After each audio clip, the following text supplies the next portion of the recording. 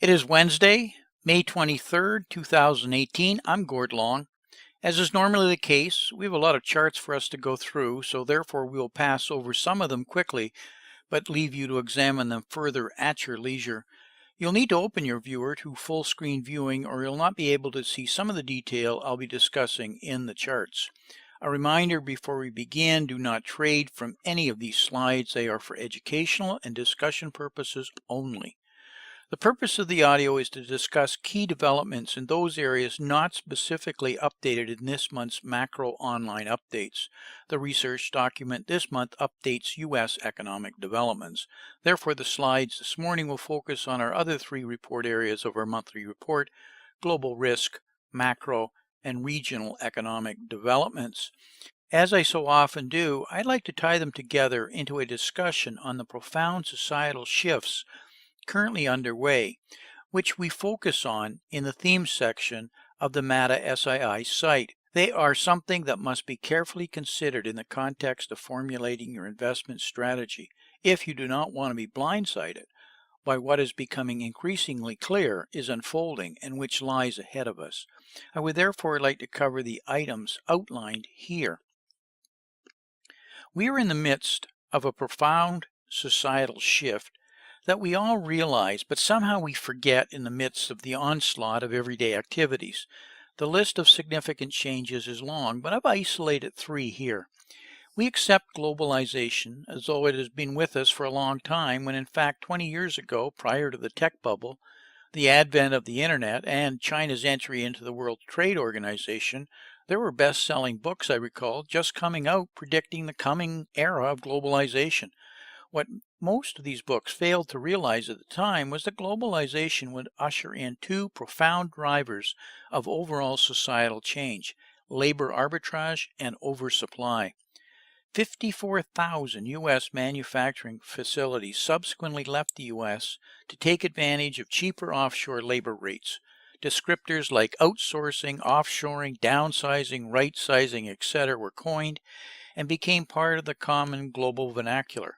As a direct consequence of monetary policies of quantitative easing, global oversupply, overcapacity, and underutilization became common, and with them lost pricing power.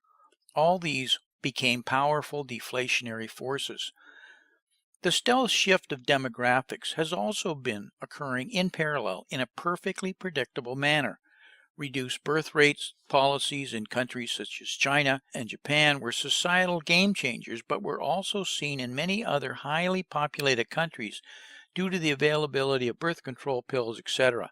Separately, the post-World War II baby boom has now delivered an aging population in most of the developed economies with reduced consumption needs, and now, today, the withdrawal and reduction of their savings in the form of retirement income. All of these are powerful deflationary forces.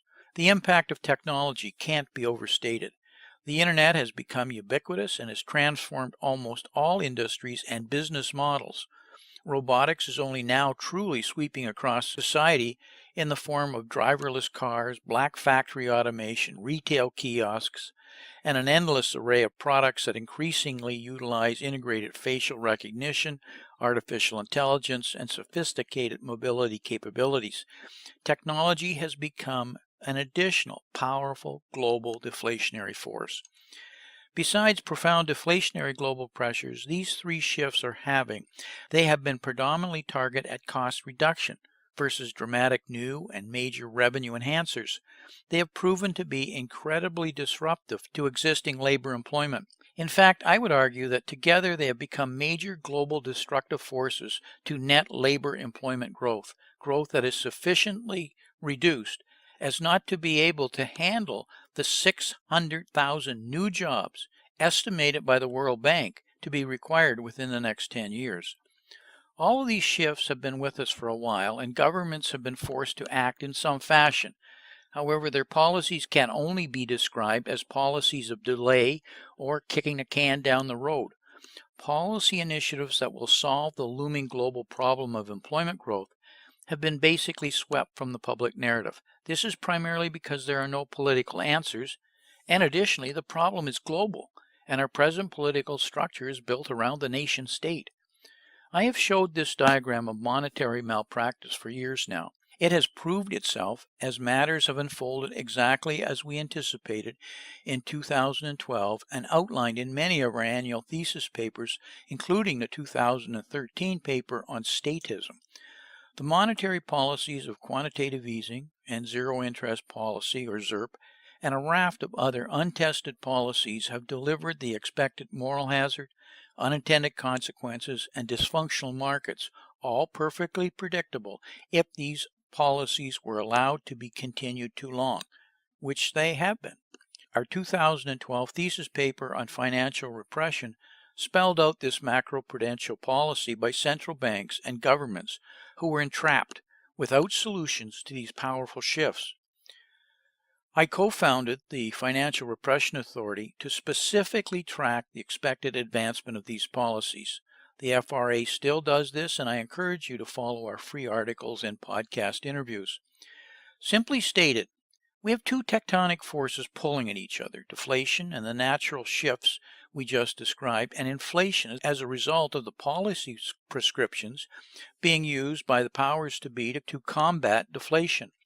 The current objective is fundamentally about protecting the existing status quo within individual countries in its many forms. By attempting to keep these forces in balance, it is hoped existing legacy systems will not be fatally affected. The problem is that society is changing in many ways and making the leverage and effective increasingly strained. The extensive societal change are laid out on the MATA-SII site through both the 41 tipping points we track and the themes abstraction grid and its associated posts within the theme section of the macro analytics content tab. You will recognize this graphic from that theme section of the MATA-SII website. We originally drew this graphic just after the 2008 financial crisis to position our expectations of a potential unfolding roadmap. As the world becomes an increasingly globalized system, then it is to be expected, because of the range of interdependencies, that the critical problems would inevitably shift from financial to economic to political. That is precisely what has occurred. The cultural problems of differing values, beliefs, and norms complicate the understanding and resolution of problems. Emerging problems are also much more technically complex, and having evolved without planning and stress testing, the system as a consequence is very fragile and prone to abrupt failure. Major looming problems of economic stagnation and consumer contraction are not currently part of the public policy debate. They only await a crisis which may be too deep and quick to be addressed in the global manner in which it will need to be addressed. The shift in populism politics is telling us a lot about where we are likely headed and the investment challenges that lie ahead. We have witnessed, and we at MATA-SII have written about this many times, the growing populist politics that is anti-establishment, anti-status quo, and in the case of Europe, for example, anti-EU. We are seeing increasing demands for secession votes on separation, as in Scotland and Catalonia, and even recently from some states such as California over fundamental disagreements on sanctuary cities, etc. These are only symptoms, though, telling us that the social contract has broken down. This is the unwritten contract between the electorate and political leadership, whereby the government will continue to deliver improved standard of livings for all and the opportunities to seek better lives for themselves and their children. When this stops happening, social unrest quickly leads to more pronounced actions. This is what is beginning to occur now, as for example, in the U.S., 43% of its citizens are now reported as no longer being able to afford to pay for food and rent without some form of government subsidy or transfer payment. I encourage you to read the United Way's newest study on a class of Americans they call ALICE, that stands for Asset Limited, Income Constrained, Employed. United Way's study found that this group does not make the money needed to survive in the modern economy. Between families living below the poverty line due to unemployment or disability, along with the ALICE group, the study discovered that 43% of Americans were struggling to cover basic necessities like rent and food. This is not unique to the United States and can be found in many developed economies despite crippling government-funded entitlement programs. This is the social contract breaking down. We have outlined in previous Under the Lens releases how the capitalist system has morphed into a credit-centric system, or what my colleague Richard Duncan refers to as creditism. The shift is fundamentally about the plumbing of the financial and economic infrastructure. The current shift is towards something that is about economics and politics, which I believe Bernie Sanders in the U.S. gave us a peek into in the last U.S. election primaries. The 74 million strong millennial generation appeared to flock to this older, gray-haired politician who espoused his form of socialism through politics such as a $1.4 trillion student loan forgiveness program. Meanwhile, the older 73 million baby boomer generation is contracting their historic rampant consumerism as they prepare for retirement and start withdrawing investment capital to fund current expenses. The U.S. retail sector is in serious troubles as malls close down, big box stores go out of business, and franchise operations struggle. This is more than going online and being Amazoned.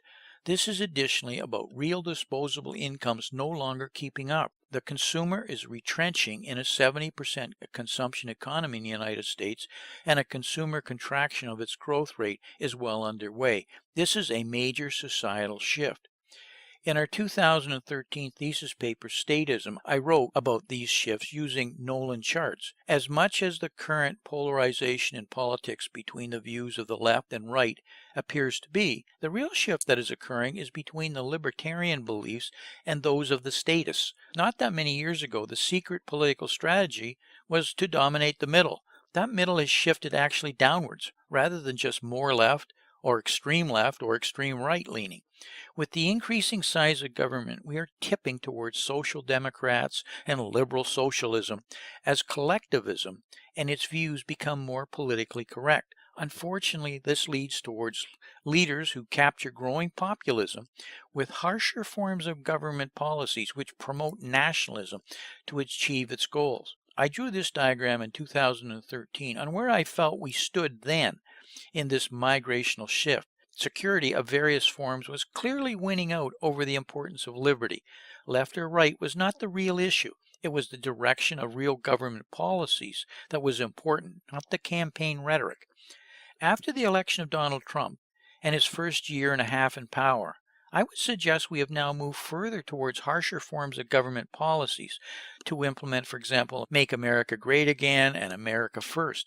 I am in no way besmirching President Trump here, as he is nothing more than a representative of the expected societal shift we forecast in 2013 as a likely outcome.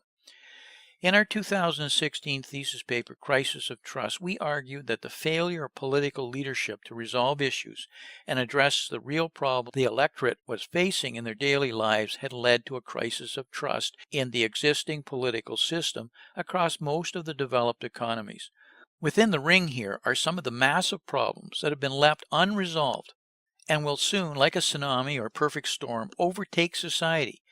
Many of these have been covered in detail in the 2014 thesis, The Globalization Trap, in 2015 in Fiduciary Failure, in 2017 in Illusions of Growth, and earlier this year in the Emerging New World Order annual thesis paper. The reports lay out the facts, not just speculation. This is the road we are on, and investors must therefore prepare accordingly. But how? In our latest long wave, we attempted to distill these shifts and many of the major cycles underway in such a fashion as to give you the signposts to be watching for and taking action on. The essence of what we wrote about was how the credit cycle today, in an era of creditism, has become paramount. It is the controlling global linkage when factored into global liquidity, credit, and capital flows. We conclude we still have a ways to go before a lot of what we are talking about comes to head, which gives you sufficient time to prepare effectively. If you have not reviewed the recent long wave video, Follow the Cycles, or March's Under the Lens release of Global Liquidity, Credit, and Flows, I encourage you to do so in the context of what we have just described. So in closing, as I always do, remember, the answer will be to print more money. It is the only answer politicians will ever agree on, especially during a global crisis. That will continue to be the case until such time as no one wants the currency or trusts it. That is when hyperinflation arrives, not before. Invest accordingly. I'd like to take a moment as a reminder, do not trade from any of these slides. They are for educational and discussion purposes only. As negative as these comments often are, there has seldom been a better time for investing. However, it requires careful analysis and not following what has traditionally been the true and tried approaches. Do your reading and make sure you have a knowledgeable and well-informed financial advisor. So until we talk again, may 2018 turn out to be an outstanding investment year for you and your family. I thank you very much for listening.